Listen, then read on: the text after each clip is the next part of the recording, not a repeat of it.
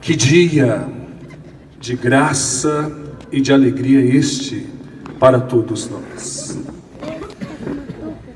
A singularidade deste dia, por esta Eucaristia, torna-se ainda mais sublime por duas razões. A primeira delas, por podermos fazer hoje memória da Virgem Morena do Monte Carmelo, a Senhora do Carmo, padroeira desta comunidade cristã. A segunda razão é por podermos agradecer a Deus pelo dom da vida sacerdotal do nosso querido Padre Edinaldo.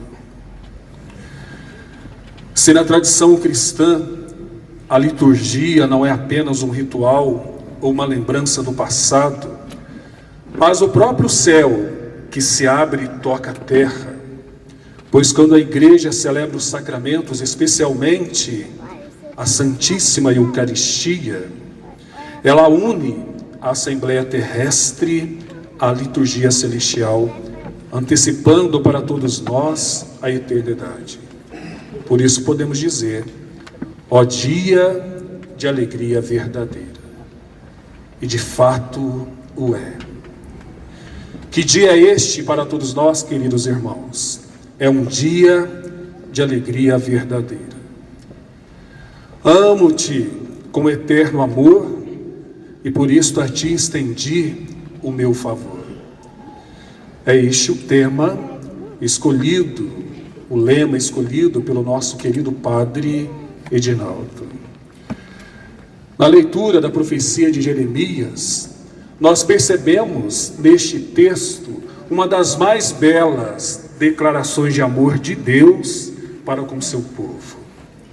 E também uma declaração de acolhimento, onde percebemos que mesmo afastados ou passando por dificuldades, Deus sempre nos olha e nos atrai para perto, com um amor que nunca tem fim. Um amor baseado na sua misericórdia e na sua fidelidade. Amo-te com amor eterno e ternura de carinho. De fato, quando sabemos onde está a verdade salvadora e o único amor que preenche a ânsia do coração humano, como ficar indiferente? Como permanecer inerte a alguém que nos ama assim, com ternura de carinho e amor de eternidade, sem nos abrirmos para acolher e corresponder ao amor que nos é dado e para o qual somos chamados a viver. Queridos irmãos, nós fomos criados por Deus por amor, mas para amar. Mas amar de que modo? Amar na diversidade de todos os dons que nos foram concedidos. E o alicerce e a raiz do amor tem como finalidade conservar a unidade do corpo de Cristo, o que não significa uniformização, pois Deus concede a todos nós dons diferentes, como nos diz São Paulo na carta aos Efésios. E a vocação é esse chamado individual para seguir um caminho que leva a Deus. É o ato eterno e gratuito de Deus pelo qual se desvela a alguém o porquê e o para quê de sua vida, mediante a revelação, em um momento determinado de eleição, precedente do caminho de santidade e de apostolado que deseja. É o chamado a produzir o fruto do amor, como um ato livre de adesão à tarefa comum de todos nós, de testemunhar o amor de Deus que quer dar a vida a todos. Por isso, um dia, delicado e misteriosamente, o Senhor, Padre Edinaldo, foi visitado por Deus, com um chamado que mudou definitivamente a sua vida. Buscado por Ele, nas estradas confusas de sua existência, o Senhor foi surpreendido por um chamado de amor para amar. E mesmo na inquietude confusa de não saber o porquê, se atreveu a responder ao maravilhoso e merecido apelo de viver com e para Deus. O caminho iniciou-se na feliz esperança, sustentada pelas sandálias da insegura condição humana, mas que aos poucos a fé e a ousadia profética foram tecendo o ladrilho de uma nova poesia, cujas linhas se entrecruzavam nas letras místicas da razão e do Evangelho. A descoberta da vocação pessoal é o momento mais importante de toda a vida, de todos nós. Da resposta fiel a esse chamado divino dependem a felicidade própria e a de muitos. Deus cria-nos, prepara-nos e chama-nos em função de um plano eterno. Por isso, vale a pena cuidar da vocação. É o maior presente que Deus poderia dar. Por isso é necessário ver a vida não somente de forma natural, pelo olhar comum e concreto. Para ver o sentido da vida, precisamos de oração, de visão sobrenatural, para reavivar a memória dos diferentes tempos e lugares em que Deus se fez presente em nossa vida e nos quais a missão se cumulou de sentido. Nesses 25 anos, Padre Dinaldo, certamente o Senhor compreendeu que a vocação é um desígnio eterno de Deus, um dom concedido desde sempre e para sempre. Deus não muda as suas escolhas. Ninguém perde a vocação, perde a resposta. Uma vez que se tenha descoberto o caminho ao qual Deus chama, também pode-se ter a segurança de que Ele seguirá nos ajudando a percorrê-lo, porque fui escolhido, tenho a graça para vencer, permanecer no caminho vocacional, buscando com retidão de intenção, é ato de fidelidade e de fé. Toda vocação, sentida na profundidade do coração, faz germinar uma resposta, como impulso interior ao amor e ao serviço, como fonte de esperança e caridade, e não como busca de autoafirmação. Vocação e esperança entrelaçam-se, portanto, no projeto divino pela alegria de cada homem e mulher, todos eles chamados em primeira pessoa a oferecer a sua vida pelos outros. Na vida sacerdotal, a Eucaristia ocupa um lugar central, não apenas como sacramento a ser celebrado, mas como mistério a ser vivido. A Eucaristia deve penetrar profundamente na vida do sacerdote, não como um simples rito de imposição, mas como um compromisso diário de amor e de doação.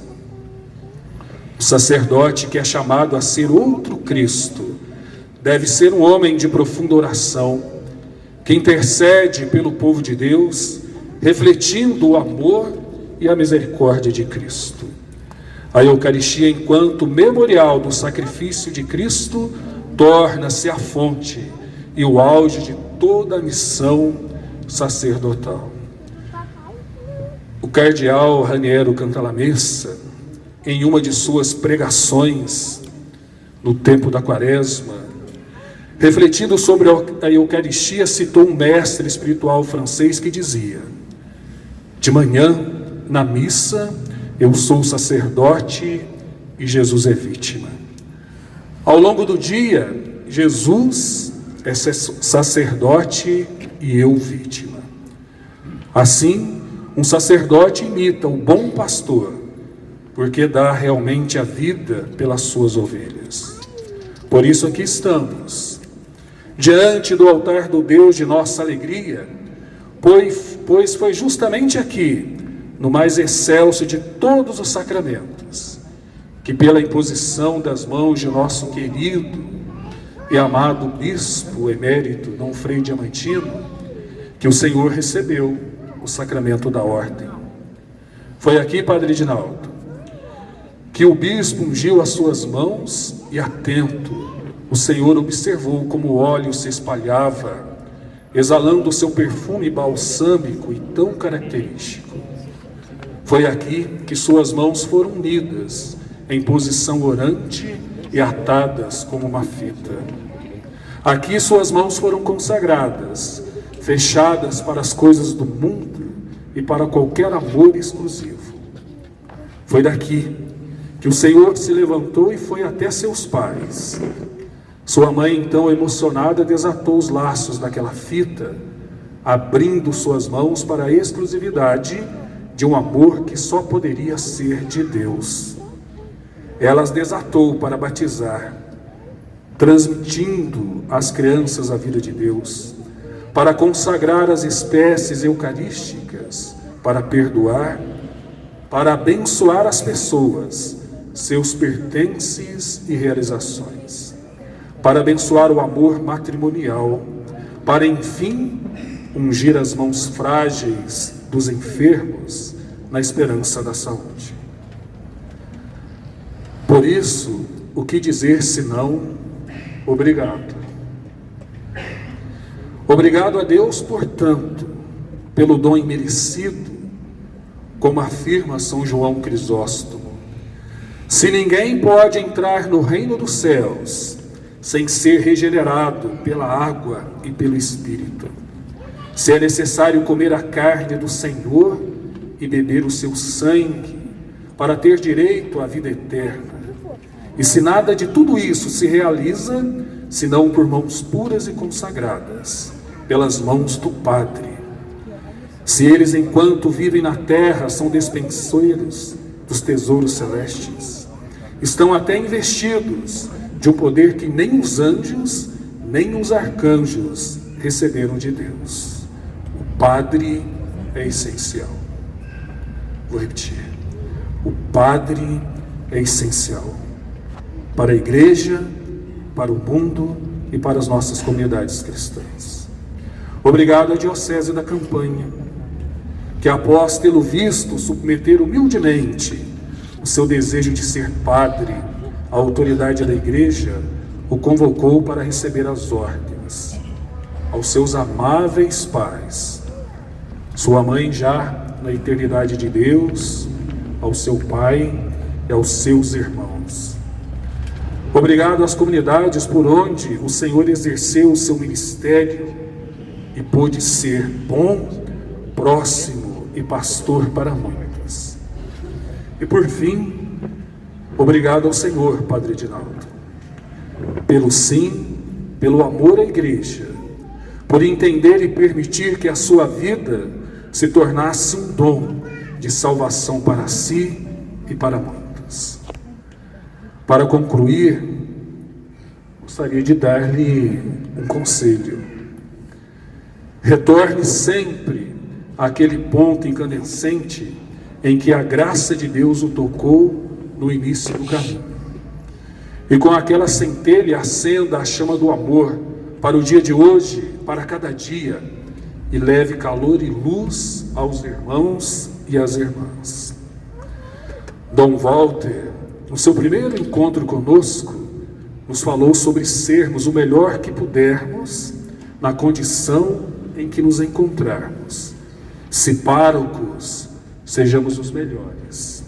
Se vigários, sejamos também os melhores vigários do mundo, pois Deus sempre age através de nós.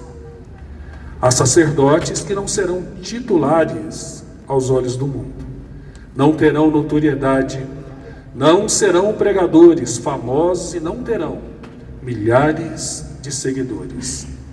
Passarão décadas em paróquias pequenas, em capelanias hospitalares e interiores que ninguém conhece, e ainda assim serão essenciais para a salvação de inúmeras almas. Parabéns, que Deus o abençoe e o continue sempre fiel ao chamado ao qual um dia o Senhor respondeu com tanto amor e dedicação. Assim seja. Amém.